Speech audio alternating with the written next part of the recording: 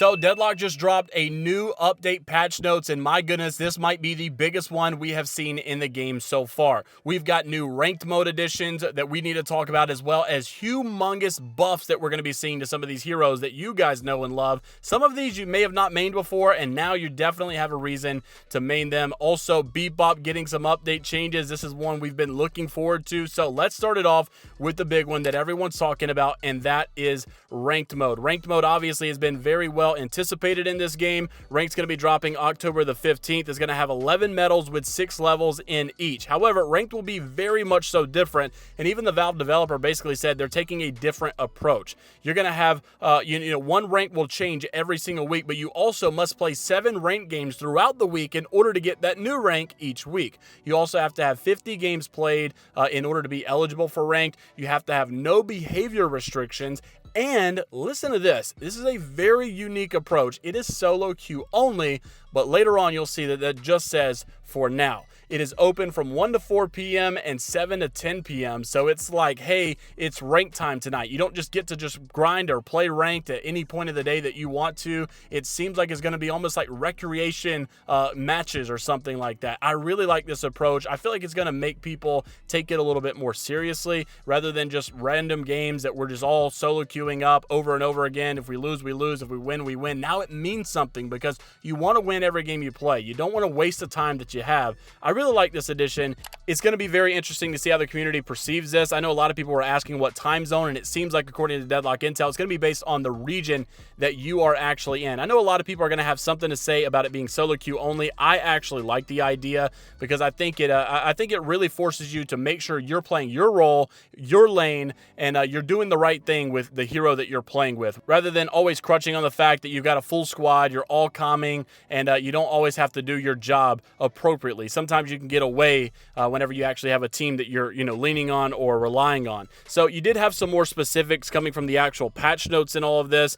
Basically, it seems like it's going to be giving that new rank every Tuesday at 8 p.m. GMT, and they'll run an algorithm to calculate everyone's performance together at the same time based on the games that you've played. I'm really interested to see how this one goes, but nonetheless, ranked is in the works. October 15th is going to be huge. They've also got some map updates and the way that the game is played. Let's run through these as well. The soul urn, now has a little bit of a change. You're now going to be able to see that person on the minimap. They will be revealed all the time, so you can kind of try to cut them off rather than just assume they're going through the middle of the map, going through jungles, but you can also heavy melee against the urn runner because it causes them to drop the urn now. Also, with the soul urn changes, every delivery now gives each player on your team a golden statue permanent buff, and the urn bounty has been increased by 15%. We've also got some hero buffs we need to talk about. One is being 7. This is a crazy change. 7 has a now base regen increase from 1.5 to 3.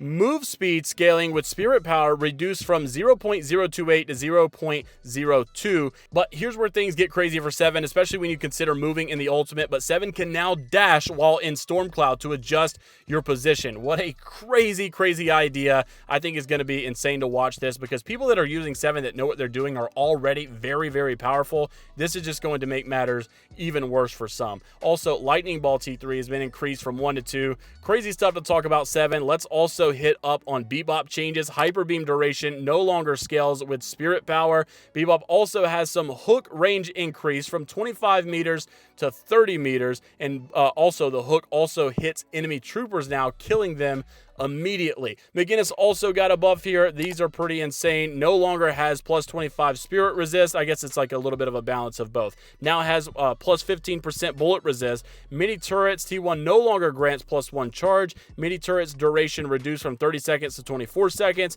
Turrets cooldown reduced from 30 seconds to 24 seconds. Turrets health scaling has been reduced from 30% to 20%. And turrets recharge time reduced from 5 seconds to 3 seconds. And the cast range increased from 15 meters to 20 meters. The turret damage reduction against troopers neutrals increased from negative 40% to 50%. Turret damage reduction against objectives increased from 60 to 70%, and fixed ricochet not bouncing off mini turrets as well. You've also got turret spawn time reduction from 1 second to 0.25 second, mini turret attack delay reduction from 0.35 to 0.2, and heavy barrage radius increased from 4.5 meters to 5 meters. Big McGinnis changes there.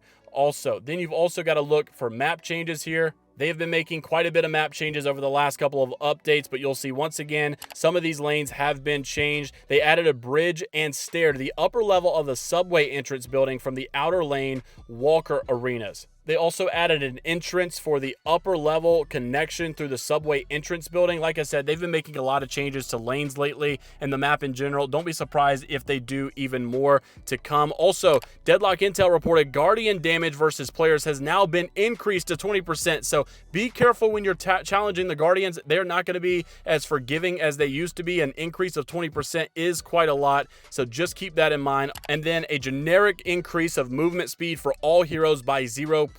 These are some of the biggest changes from the patch notes. There is a full list to the entire patch notes down in the comment section below and in the description as well. I think we covered most of it though. I think these are a lot of really big ones, right? Especially the ranked mode. The ranked mode is going to be so much fun. This is what we've all been waiting for. How competitive will this get? How serious will you be taking it? Especially now that you've got some hero changes, you've probably got some people that are going to be a little bit more powerful than you remember. Stay safe out there. Guardians also increasing damage is going to be big. Let me know what your thoughts are about this patch down in the comment section below. Like and subscribe for more Deadlock content like this. And until the next time, we'll see you all later and have fun playing Deadlock.